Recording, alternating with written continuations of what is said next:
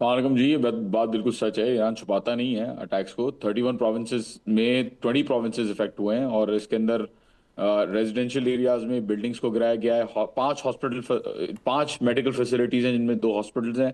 हम्म। और elementary schools को तबाह किया गया है। आपने मिनाब के अंदर 170 शहादतें देखी छोटी बच्चियों की, जिनको इस तरीके से, इस बेदर्दी से मारा गया कि उनकी 67 बच्चियों की लाशें तो ऐसी हैं जिनको आइडेंटिफाई नहीं किया जा रहा, कि उनको पता नहीं है कि कौन सी बॉडी किस माँ बाप को देनी है। ओह माय तो गॉड। हालात इतने खराब है कि तेहरान के अंदर दे स्टार्टेड कारपेट बॉम्बिंग। इन्होंने पुलिस स्टेशंस को निशाना बनाने शुरू कर दिए हैं। तकरीबन सारे पुलिस स्टेशंस को निशाना बनाया है तेहरान के अंदर, ताकि एनार्की फैले, डिस्टेबलाइजेशन हो।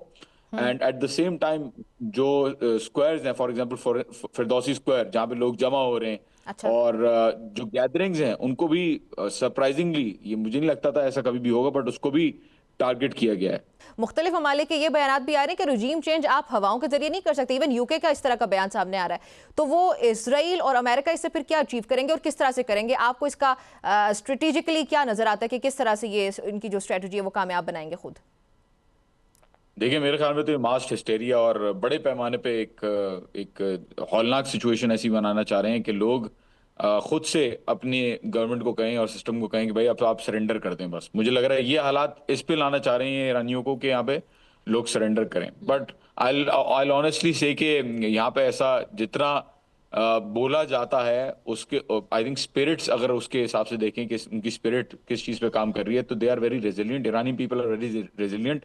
और यहाँ पे इस वक्त लोगों को सिर्फ बदला जो है वो सूझ रहा है। और आई डोंट थिंक ये अटैक्स रुकेंगे और प्रेशर बढ़ेगा। ईरानियों को किसी चीज की फिक्र नहीं है इस वक्त। अच्छा। देखें, मैं तो हैरत करता हूँ कि कौन सी दुनिया में रहते हैं वो लोग जो कहते हैं कि यहाँ पे खुशियां हो रही हैं और लोग बाहर आके डांस कर रहे हैं।